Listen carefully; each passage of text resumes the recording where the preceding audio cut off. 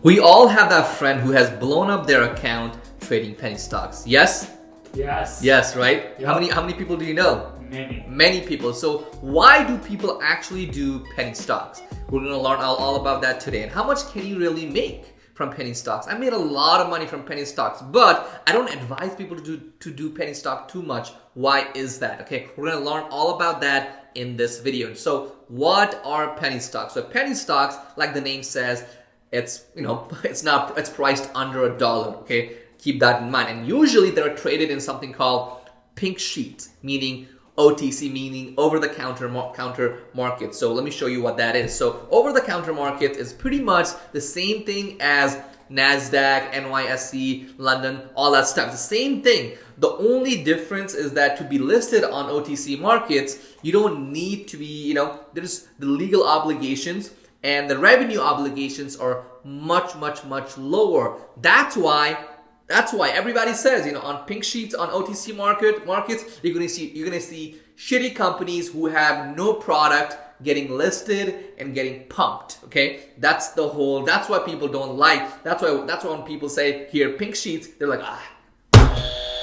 don't want it. That's what people are thinking when they hear the word pink sheets. But can you still make money from it? Yes, you can. Now, why do people enjoy penny stocks? So the reason for that is that they can buy millions and millions and millions of these. That's number one, because it's like sometimes it's not even a penny. It's not even 1 cent. It's like a fraction of a penny. Sometimes it's like 10 cents, right? And you can buy loads of it. And you can't do that with like other blue chips. Well, you can, but you gotta have lots of money, right?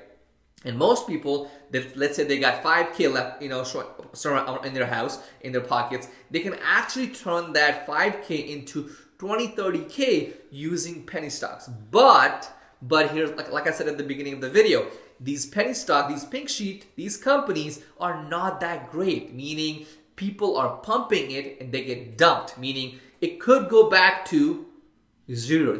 It could much easier. For example, right? I'll give you an example. So, for example, there's no way Apple's gonna hit that $0, but these penny stocks, they can hit that 0.00001, and that's pretty much nothing. That could happen to these penny stocks.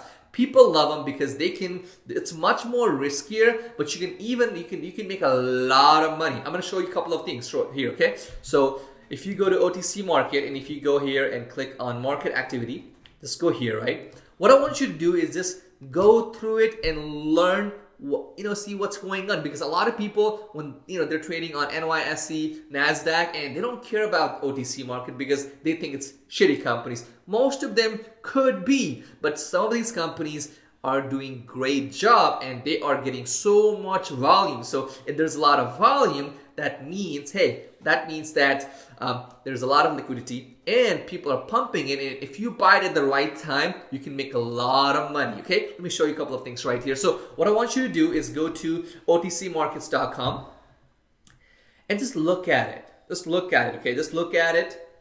See what's going on, just like any other markets, right? And then just click on one of them and then just learn about that company. Learn about what's going on with that company. Keep in mind that not all companies listed on OTC market is a penny stock. It's not.